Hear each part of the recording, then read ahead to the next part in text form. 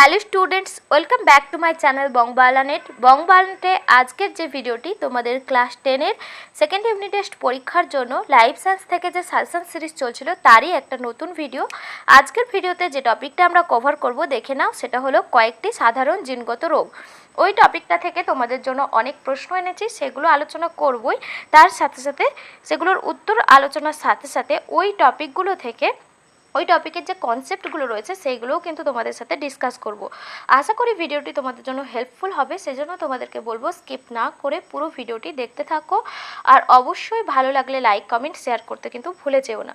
তো চলো দেরি না করে স্টার্ট করা যাক আজকের ভিডিও। প্রথমেই দেখো রেখেছি তোমাদের বহু বিকল্প ভিত্তিক প্রশ্ন, অর্থাৎ এমসিকিউ প্রশ্ন। যে ধরনের এমসিকিউ তোমাদের এই জায়গা থেকে থাকে সেই সমস্ত ধরনেরই এমসিকিউ আমি এখানে রেখেছি। তো চলো, প্রথম প্রশ্ন রয়েছে দেখো, অটোজোম ঘটিত রোগ। তো অটোজোম ঘটিত রোগ মানে আমাদের শরীরে 22 জোড়া অটোজোম রয়েছে, 22 জোড়া, আর সেক্স ক্রোমোজোম রয়েছে 1 জোড়া, অর্থাৎ ফিমেলদের ক্ষেত্রে XX আর মেলদের ক্ষেত্রে XY। তো এই টোটাল 23 জোড়া ক্রোমোজোম থাকে। তো এর মধ্যে অটোজোম কোনগুলোকে বলা হয়? এই যে 22 জোড়া ক্রোমোজোমের মধ্যে যেগুলো আসে সেগুলোকে অটোজোম বলা হয়। তো সেই অটোজোম ঘটিত রোগ কোনগুলো? এখানের মধ্যে দেখো হিমোফিলিয়া, বর্ণান্ধতা, থ্যালাসেমিয়া আর মধুমেহ দেওয়া রয়েছে। মধুমেহ কী কারণে হয়? যদি ব্লাডে শর্করার পরিমাণ বেড়ে যায় বা ইনসুলিন হরমোন এর প্রভাবেই অনেক সময় মধুমেহ রোগ হয়। হিমোফিলিয়া, বর্ণান্ধতা এই দুটো এক্স ক্রোমোজোমের কারণে হয়, সেই কারণে এইগুলো হলো সেক্স ক্রোমোজোম ঘটিত রোগ। তো বা লিঙ্গ সংযোজিত উত্তরাধিকার এগুলোকে বলা হয়। এইগুলো অটোজোম ঘটিত রোগ নয়। তার মানে অটোজোম ঘটিত রোগ কোনটা হবে? এখানে উত্তর হয়ে যাবে থ্যালাসেমিয়া। নেক্সট দেখো যেটা রয়েছে,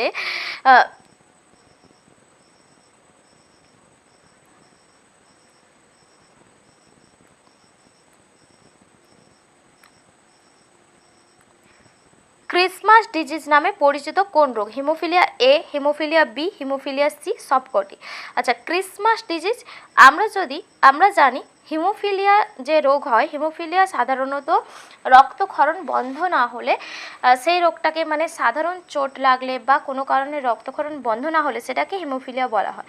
তো এই হিমোফিলিয়া রোগের ক্ষেত্রে রক্ততঞ্চনে যে ফ্যাক্টরগুলো আমাদের শরীরে কাজ করে সেগুলো যদি না থাকে, কোনো ফ্যাক্টরের যদি অভাব থাকে, সেক্ষেত্রে হিমোফিলিয়া রোগ দেখা যায়। তো আমাদের রক্ততঞ্চনের ফ্যাক্টরের মধ্যে ফ্যাক্টর যে 9 রয়েছে, এই 9 ফ্যাক্টরটার নাম হচ্ছে গিয়ে ক্রিসমাস ফ্যাক্টর। এই ক্রিসমাস ফ্যাক্টরের অভাবে যে হিমোফিলিয়া রোগ হয় তাকেই বলে ক্রিসমাস ডিজিজ, আর এটা অ্যাকচুয়ালি হিমোফিলিয়া বি নামে পরিচিত। নেক্সট রয়েছে দেখো, মাইক্রোসাইটিক অ্যানিমিয়া দেখা যায়।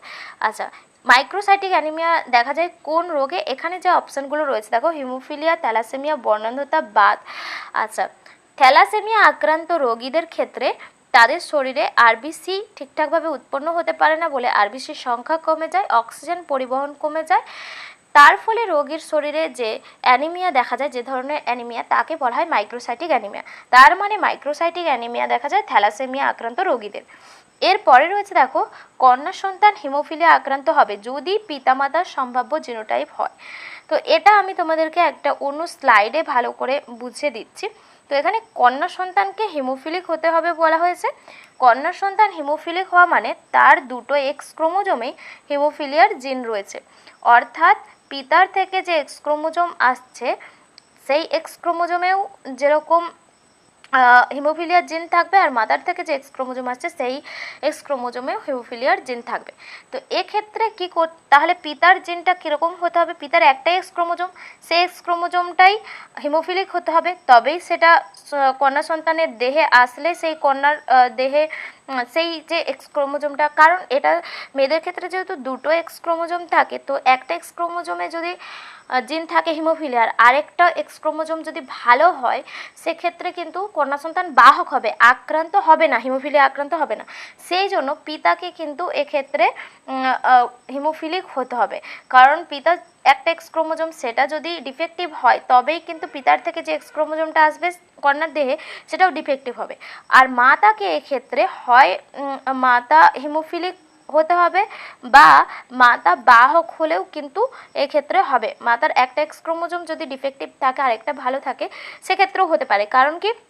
মাদার একটা এক্স ক্রোমোজোম যদি এ হয়, এই এক্স ক্রোমোজোমটাই যদি আসে আর মানে ভালো এক্স ক্রোমোজোমটার পরিবর্তে যেটা ডিফেক্টিভ এক্স ক্রোমোজোম সেটা যদি আসে, তবেই কিন্তু কন্যা তোমার হচ্ছে গিয়ে হিমোফিলিক হবে।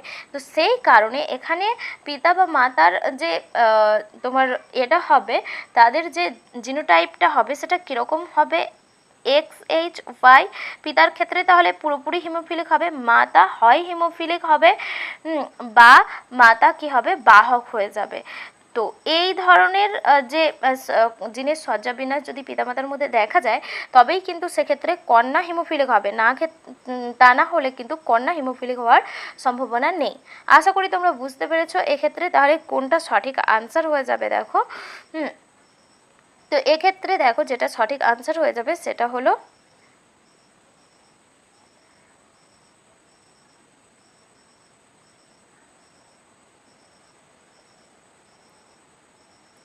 এটা হয়ে যাবে সঠিক আনসার। দেখো এটা এই প্রকৃতিটা যদি থাকে সেক্ষেত্রে কিন্তু কন্যা মানে এই ধরনের জিনোটাইপ থাকলে তবেই কন্যা হিমোফিলিক হবে, বা এটা এই ধরনেরও হতে পারতো, যেটা এখানে দেওয়া হয়নি।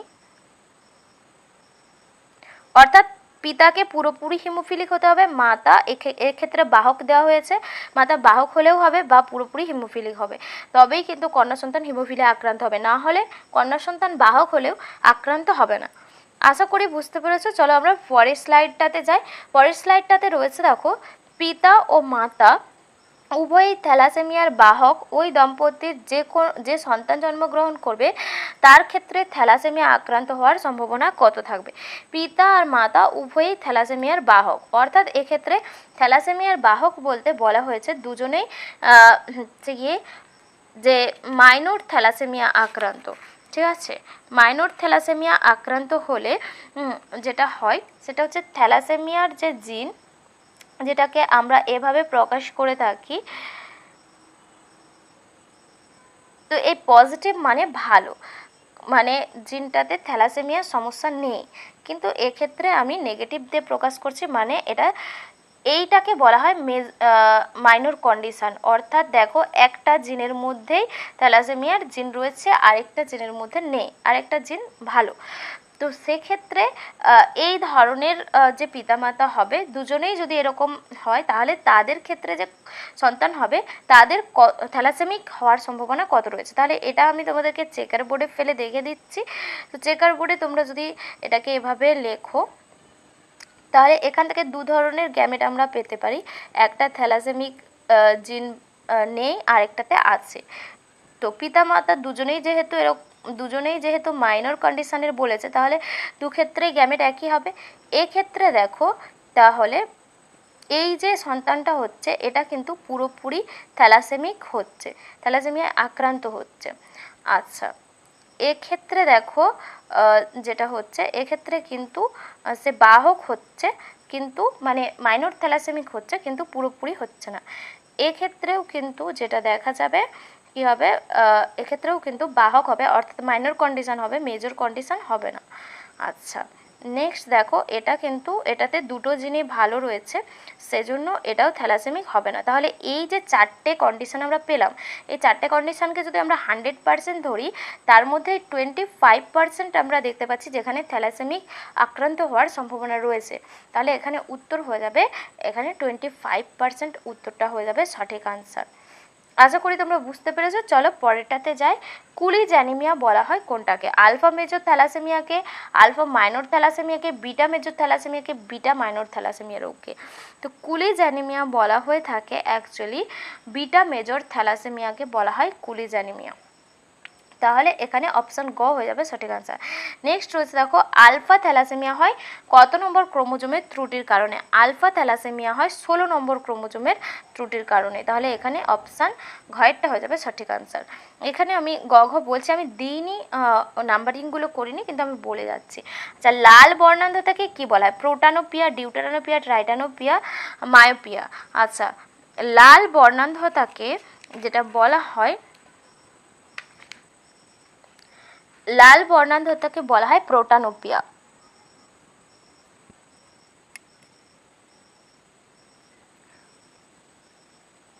নেক্সট রয়েছে দেখো জেনেটিক কাউন্সেলিংয়ের প্রয়োজন হয় কোন রোগে?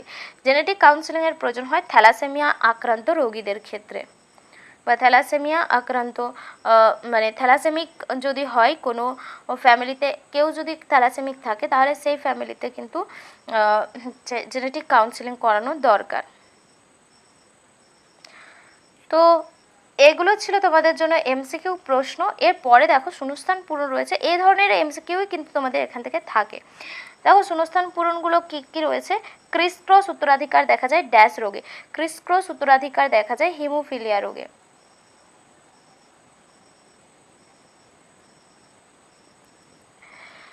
তো এখানে ক্রিস ক্রস উত্তরাধিকার কাকে বলা হয় যদি বলা হয়, তাহলে মাতামহের যে এক্স ক্রোমোজোম সেখানে যদি প্রচ্ছন্ন কোনো জিনের উপস্থিত থাকে, সেটা মাতামহের দেহ থেকে তার কন্যা দেহে এবং তার কন্যা দেহ থেকে তার দৌহিত্র মানে তার যে নাতির দেহে সঞ্চারিত হয়।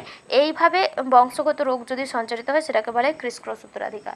নেক্সট রয়েছে দেখো লিঙ্গ সংযোজিত প্রচ্ছন্ন বংশগত রোগ হলো, এখানে বর্ণান্ধতাও বলতে পারো বা হিমোফিলিয়া, যেটাই বলবে সেটাই ঠিক। বর্ণান্ধতা বা হিমোফিলিয়া দুটোই কিন্তু লিঙ্গ সংযোজিত প্রচ্ছন্ন বংশগত রোগ। রাজকীয় হিমোফিলিয়া বলা হয় কোনটাকে? হিমোফিলিয়া এ কে।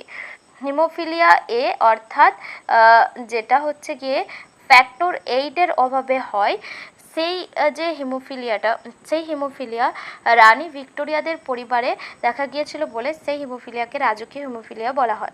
ত্রুটিপূর্ণ হিমোগ্লোবিনের গড় আয়ু কত হয়? 50 থেকে 60 দিন। আমরা জানি সাধারণত হিমোগ্লোবিনের গড় আয়ু হয় 120 দিন, কিন্তু ত্রুটিপূর্ণ যদি হিমোগ্লোবিন হয় তার গড় আয়ু 50 থেকে 60 দিন হয়। হিমোফিলিয়া জিনটি প্রচ্ছন্ন হওয়ায় ড্যাশ অবস্থায় প্রকাশিত পায়? হিমোফিলিয়া জিনটি প্রচ্ছন্ন হওয়ায় একমাত্র হেমিজাইগাস কন্ডিশনেই সেটা প্রকাশিত পায়। হেমিজাইগাস কন্ডিশনে প্রকাশ পায়। তো আশা করি বুঝতে পেরেছো। চলো এর পরের অতি সংক্ষিপ্ত উত্তরগুলো রয়েছে। অতি সংক্ষিপ্ত প্রশ্ন দেখো, বর্ণান্ধতা ও হিমোফিলিয়ার জন্য দায়ী জিন দুটির মধ্যে সাদৃশ্যতা কী?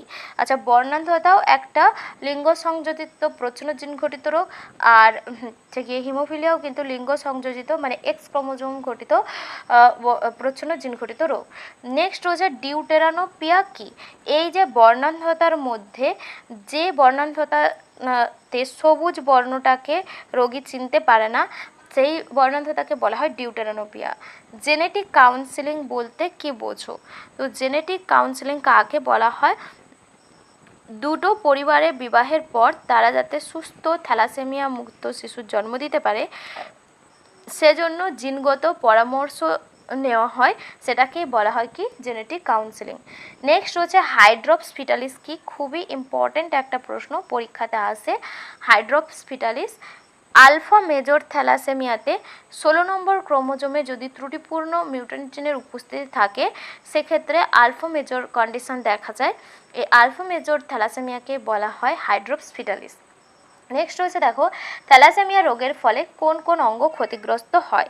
থ্যালাসেমিয়া রোগের ফলে রোগীকে যেহেতু বাইরে থেকে রক্ত দিতে হয়, সেই জন্য রোগীর দেহে ঘন ঘন রক্ত দেওয়ার ফলে তাদের শরীরে প্রচুর পরিমাণে আয়রন জমা হতে থাকে। হিমোগ্লোবিন ভেঙে গিয়ে যে আয়রনগুলো উৎপন্ন হয়, সেই আয়রন তো আর হিমোগ্লোবিন তৈরির কাজে ব্যবহার হয় না, সেগুলো বিভিন্ন অঙ্গে জমা হতে থাকে, যেমন প্লীহা, যকৃৎ এইগুলো। তাহলে এই সমস্ত যে অঙ্গগুলো রয়েছে, এই অঙ্গগুলোর ওপর তখন বিভিন্ন অন্তঃক্ষরা গ্রন্থি, হৃৎপিণ্ড, তো এইগুলোর ওপর যখন প্রচুর পরিমাণে আয়রন জমা হয় দিয়ে ওই অঙ্গগুলোর অতিবৃদ্ধি ঘটে এবং অঙ্গগুলো ক্ষতিগ্রস্ত হয়। আশা করি তোমরা বুঝতে পেরেছো। চলো পরের স্লাইডটাতে যাই। পরের স্লাইডটাতে রয়েছে দেখো সংক্ষিপ্ত যে প্রশ্ন, অর্থাৎ 2 নম্বরের প্রশ্নগুলো। থ্যালাসেমিয়া রোগের কারণগুলি লিখতে বলা হয়েছে এখানে। থ্যালাসেমিয়া রোগের মেন যে কারণ রয়েছে এখানে লোহিত রক্তকণিকা ঠিকঠাকভাবে উৎপন্ন হতে পারে না, মানে আরবিসি উৎপন্ন হতে পারে না। কেন কি?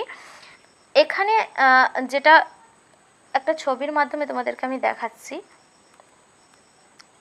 এই দেখো, আমরা যদি আমাদের রেড ব্লাড সেলের গঠন দেখি, আমাদের রেড ব্লাড সেলের মধ্যে হিমোগ্লোবিন থাকে। তো সেই হিমোগ্লোবিনে দেখো হিম গ্রুপ রয়েছে, হিম গ্রুপ, আর এখানে অক্সিজেন মলিকিউল বহন করে এগুলো। এই যে আমাদের রেড ব্লাড সেলের মধ্যে হিমোগ্লোবিন থাকে, সেখানে দু ধরনের পলিপেপটাইড চেন দেখা যায়, একটা আলফা পলিপেপটাইড চেন, একটা বিটা পলিপেপটাইড চেন। এই আলফা পলিপেপটাইড চেন আর বিটা পলিপেপটাইড চেন যদি এই হিমোগ্লোবিন ত্রুটিপূর্ণ হয়, তখন এই চেনগুলো সংশ্লেষিত হতে পারে না। দেখো, প্রত্যেকটা আরবিসিতে দুটো করে আলফা পলিপেপটাইড চেন এবং দুটো করে বিটা পলিপেপটাইড চেন রয়েছে। এগুলো আলফা পলিপেপটাইড চেন আর এইগুলো বিটা পলিপেপটাইড চেন। তাহলে দু ধরনের করে যদি আলফা পলিপেপটাইড আর বিটা পলিপেপটাইড চেন থাকে, তাহলে কি হবে, দুটো করে চারটে চেন রয়েছে। তো এইগুলোরই যদি কোনো সমস্যা দেখা যায়, মানে ওই চেনগুলো যে জিন সংশ্লেষিত করে সেই জিনে কোনো সমস্যা দেখা দিলে এই আলফা গ্লোবিন চেন বা বিটা গ্লোবিন চেন সংশ্লেষিত হতে পারে না। আর ওইগুলো সংশ্লেষিত না হতে পারলে আরবিসি তৈরি হবে না, হিমোগ্লোবিন তৈরি হবে না ঠিকঠাকভাবে। তো সেক্ষেত্রে মানে যে শরীরে নর্মালভাবে আরবিসি যদি না তৈরি হয়, রোগীকে বারে বারে বাইরে থেকে রক্ত প্রদান করতে হবে। এই যে রোগকেই বলা হয় কি, থ্যালাসেমিয়া। তো থ্যালাসেমিয়ার লক্ষণগুলো কি হয়, হিমোগ্লোবিন স্বাভাবিকের তুলনায় কম থাকে বলে রক্তে অক্সিজেন কম বাহিত হয়, ঘন ঘন রক্ত দেওয়ার কারণে লোহিত রক্তকণিকা ভেঙে যায়, সে কারণে শরীরে আয়রন জমা হতে থাকে, তার ফলে অন্যান্য অঙ্গ যেমন হৃৎপিণ্ড, যকৃৎ, অন্তঃক্ষরা গ্রন্থি, অস্থি এইগুলো ক্ষতিগ্রস্ত হয়। তো এগুলো লক্ষণ। এরপরে রয়েছে দেখো, এক্স ক্রোমোজোম ঘটিত রোগে মেয়েদের তুলনায় ছেলেরা বেশি আক্রান্ত হয় কেন?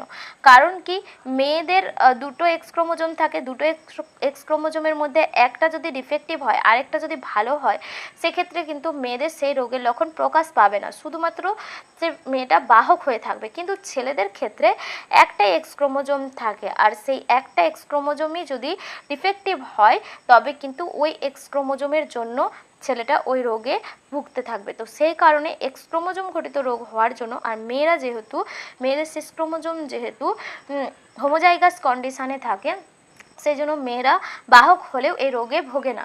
কিন্তু ছেলেরা যেহেতু হেটেরোজাইগাস কন্ডিশনে থাকে, তাদের একটা এক্স ক্রোমোজোম থাকে, আর সেই একটা এক্স ক্রোমোজোমই ডিফেক্টিভ হলে ছেলেরা কিন্তু সেই রোগে আক্রান্ত হয়। নেক্সট যেটা রয়েছে দেখো, একজন আপাত স্বাভাবিক কিন্তু হিমোফিলিয়া রোগের বাহক মহিলা যদি স্বাভাবিক পুরুষকে বিবাহ করেন, তাদের যদি দুটি পুত্র সন্তান, দুটি কন্যা সন্তান জন্মায়, তবে ওই সন্তানদের মধ্যে হিমোফিলিয়া ঘটার সম্ভাবনা কত রয়েছে? তো এই ধরনের প্রশ্ন কিন্তু তোমাদের প্রচুর পরীক্ষায় আসে। এখানে তোমরা আগে দেখে নাও কি কি কন্ডিশন দিয়েছে, যে মানে মাতা বাহক আর পিতা স্বাভাবিক। তাহলে চলো আমি তোমাদেরকে এটা ছকের মাধ্যমে দেখাচ্ছি। এটা মাতা আর এটা পিতা। তো মাতা বাহক বলেছে মানে মাতার যে এক্স ক্রোমোজোম, একটা এক্স ক্রোমোজোম ভালো আর একটা এক্স ক্রোমোজোমে হিমোফিলিয়ার জিন রয়েছে। আর পিতা স্বাভাবিক বলেছে মানে পিতার এক্স ক্রোমোজোমে কোনো সমস্যা নেই। এটাকে আমরা এভাবেও লিখতে পারি, বড় এইচ দেওয়া মানে এই জিনটা ভালো। তাহলে এটাকে যদি আমরা চেকার বোর্ডের মধ্যে ফেলে দিই, তাহলে চেকার বোর্ডের মধ্যে ফেললে এখানে এদিকটায় আমি মাতাকে রাখছি, আর এদিকটায় পিতাকে রাখছি, আর এদিকটায় মাতা রাখছি। এটা পুরুষদের চিহ্ন আর এটা স্ত্রীদের চিহ্ন হয়। তো তাহলে এক্ষেত্রে তোমাদের দেখো, এটা XH5 এই দুটো গ্যামেট পাওয়া যাবে, আর মাতার XH আর XH এই গ্যামেটটা পাওয়া যাবে। তাহলে এখান থেকে দেখো, এই যে কন্যা সন্তানটা, এই কন্যা সন্তানটা কি স্বাভাবিক, এই পুত্র সন্তানটাও হয়ে গেল স্বাভাবিক, কিন্তু এই কন্যা সন্তানটা যেটা, সেটা হিমোফিলিয়ার বাহক হলো। আর এই যে পুত্র সন্তানটা হলো, সে কিন্তু হচ্ছে গিয়ে আক্রান্ত হলো। তাহলে এই দেখো, দুটো পুত্র সন্তান আর দুটো কন্যা সন্তানের মধ্যে দুটো কন্যা সন্তানকে যদি আমরা 100% ধরি, তাহলে 50% কন্যা সন্তান হবে বাহক, আর দুটো পুত্র সন্তানের মধ্যে যদি আমরা 100% ধরি, তাহলে সেক্ষেত্রে 50% হবে আক্রান্ত পুত্র। আর যদি আমরা সমস্ত সন্তানদের মধ্যে ধরি, তাহলে শুধুমাত্র 25% সন্তান হবে যারা হিমোফিলিক হবে। আশা করি বুঝতে পেরেছো। তাহলে এখানে এসে যে ওই সন্তানদের মধ্যে হিমোফিলিয়া ঘটার সম্ভাবনা কত রয়েছে, তাহলে এখানে বলবে যে 50% কন্যা হবে যারা হচ্ছে গিয়ে বাহক হবে, আর হিমোফিলিয়ার বাহক, আর 50% পুত্র হবে যারা হিমোফিলিয়া আক্রান্ত হবে। আশা করি বুঝতে পেরেছো। তো চলো এরপরে আমরা নেক্সট স্লাইডে যাই। দেখো এখানে দিয়েছে মাইনর থ্যালাসেমিয়া বলতে কি বোঝো। মাইনর থ্যালাসেমিয়া মানে হচ্ছে গিয়ে যদি দেখা যায় যে কোনো ক্ষেত্রে, যেহেতু এই যে হচ্ছে গিয়ে যখন কোনো রোগীর ক্ষেত্রে থ্যালাসেমিয়া হয় তখন তার দুটো জিন থাকে, মানে এই যে আলফা চেন সৃষ্টি হয় তার 16 নম্বর ক্রোমোজোম, তার জন্যও দুটো ক্রোমোজোম থাকে, আর বিটা চেন তৈরির জন্য 11 নম্বর ক্রোমোজোম থাকে, সেখানেও কিন্তু সমস্ত ক্রোমোজোম অর্থাৎ একজোড়া ক্রোমোজোম থাকে। সেই একজোড়া ক্রোমোজোমের মধ্যে যদি দেখা যায় একটা ক্রোমোজোমে অস্বাভাবিকত্ব রয়েছে আর একটা ক্রোমোজোম ভালো রয়েছে, সেই কন্ডিশনটাকে বলা হয় মাইনর কন্ডিশন। আর যদি দুটো ক্রোমোজোমেই যদি সমস্যা থাকে তবে কিন্তু সেটাকে বলা হবে মেজর কন্ডিশন। আশা করি বুঝতে পেরেছো। দেখো হিমোফিলিয়া রোগের কারণগুলি বলেছে, তো হিমোফিলিয়া রোগের কারণও রয়েছে। তো হিমোফিলিয়া এক্স ক্রোমোজোম ঘটিত প্রচ্ছন্ন জিনবাহিত রোগ বা জিন ঘটিত রোগ। হিমোফিলিয়া কী কারণে হয়? এই যে রক্ততঞ্চনের বিভিন্ন ফ্যাক্টর থাকে, সেই ফ্যাক্টরগুলোর যদি অভাব থাকে তবে কিন্তু হিমোফিলিয়া হয়। তো এখানে আমি একটা ছক রেখেছি, সেই ছকের মাধ্যমে তোমাদেরকে দেখিয়ে দিচ্ছি। দেখো হিমোফিলিয়ার প্রকারভেদ। এখানে দেখো হিমোফিলিয়া অ্যাকচুয়ালি কি এক প্রকার লিঙ্গ সংযোজিত হচ্ছে প্রচ্ছন্ন জিনগত রোগ। তো এখানে কি হচ্ছে, রক্ততঞ্চনের বিভিন্ন ফ্যাক্টরের অভাবে হয়। দেখো হিমোফিলিয়া এ যেটা ফ্যাক্টর 8-এর অভাবে হয়, এটাকে রাজকীয় হিমোফিলিয়া বলা হয়। হিমোফিলিয়া বি ফ্যাক্টর 9-এর অভাবে হয়, এটাকে ক্রিসমাস ডিজিজ বলা হয়। হিমোফিলিয়া সি এটা ফ্যাক্টর 11-এর অভাবে হয়, এটা অবশ্য একটা অটোজোম ঘটিত রোগ, সেক্স ক্রোমোজোম ঘটিত রোগ নয়। হিমোফিলিয়া এ আর বি সাধারণত সেক্স ক্রোমোজোম ঘটিত বা লিঙ্গ সংযোজিত প্রচ্ছন্ন জিন ঘটিত রোগ। তাহলে হিমোফিলিয়ার প্রধান কারণ হচ্ছে রক্ততঞ্চনের যে ফ্যাক্টরগুলো অভাবের কারণে। দেখো হিমোফিলিয়ার কারণে কি হয়, এই যে নাক থেকে রক্ত পড়ে, হচ্ছে মুখ থেকে রক্ত পড়ে, এভাবে হেভি মানে ছোট্ট ইনজুরিতেও হচ্ছে প্রচুর পরিমাণে ব্লিডিং হয়। তারপরে জয়েন্ট পেন জায়গাগুলো রক্তক্ষরণ হয়, ওই জায়গাগুলো জয়েন্টের জায়গাগুলো থেকে রক্তক্ষরণ হয়, ফুলে যায়। দেখো কফের মাধ্যমে হচ্ছে রক্ত উঠে আসে, হচ্ছে ব্লাড স্টুল বা ইউরিন নির্গত হয়, তো মানে মলমূত্রের মাধ্যমে ব্লাড নির্গত হয়। এই ধরনের কিন্তু লক্ষণগুলো হিমোফিলিয়ার ক্ষেত্রে দেখা যায়। তো এখানে আরেকটা বড় প্রশ্নের মধ্যে যেটা দেওয়া রয়েছে, থ্যালাসেমিয়া রোগ প্রতিরোধে জেনেটিক কাউন্সেলিংয়ের ভূমিকা, এটা কিন্তু তোমাদের পরীক্ষায় আসে।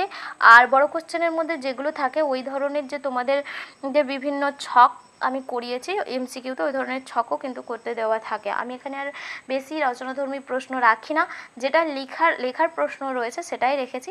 তো জেনেটিক কাউন্সেলিং প্রধানত কি, এখানে একটা পরিবারের পেডিগ্রি অ্যানালাইসিস করা হয়, সেখানে অ্যালিলের সাপেক্ষে বাহক রয়েছে কিনা, মানে থ্যালাসেমিয়ার বাহক কেউ রয়েছে নাকি সেটা নির্ণয় করা হয়। এক্ষেত্রে কি করা হয়, থ্যালাসেমিয়ার বাহক দুজনের যদি বিবাহ হয়ে যায় সেক্ষেত্রে সন্তান থ্যালাসেমিক হওয়ার কতটা সম্ভাবনা রয়েছে সেটা কিন্তু নির্ণয় করা যায়।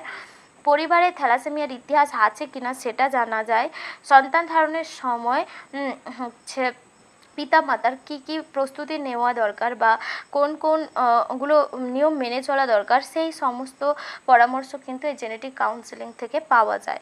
তো সেই কারণেই কিন্তু থ্যালাসেমিয়া রোগ প্রতিরোধে জেনেটিক কাউন্সেলিংয়ের ভূমিকা যথেষ্ট গুরুত্বপূর্ণ রয়েছে।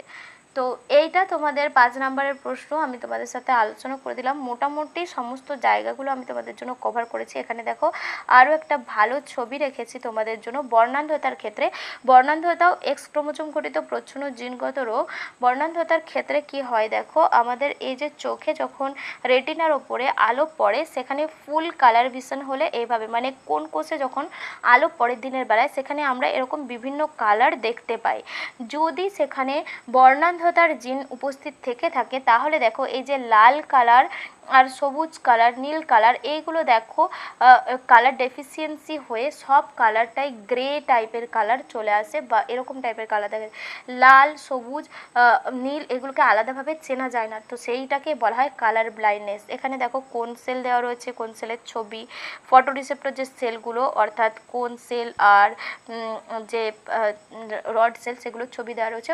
ওইগুলোর ওপরে যখন দিনের বেলা আলো পড়ে তখন কিন্তু ফুল কালার ভিশনের ক্ষেত্রে এই ধরনের দেখা যায়, আর যারা কালার ব্লাইন্ডনেস রয়েছে তাদের কিন্তু এই ধরনের সমস্যা দেখা যায়।